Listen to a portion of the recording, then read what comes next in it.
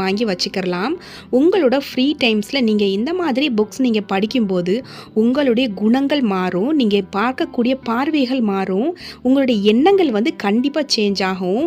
அதில் நான் என்ன சொல்லுவேன் அப்படின்னா, சீக்ரெட் அப்படின்ற ஒரு புக்கு படித்தோம் அப்படின்னா கண்டிப்பாக நம்மளுடைய வாழ்க்கையிலேயே அதிகமான சேஞ்சஸை நம்மளால் உணர முடியும்.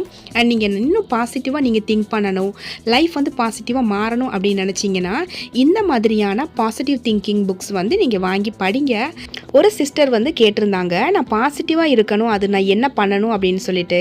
அந்த மாதிரி கேட்கக்கூடியவங்களுக்கு நான் புக்ஸு தான் நான் சஜஷன் பண்ணுவேன். ஏன்னா ஒரு சமுதாயமே சேர்ந்து வந்து உங்களை மாற்றணும் அப்படின்னு நினச்சாலுமே மாற்ற முடியாது.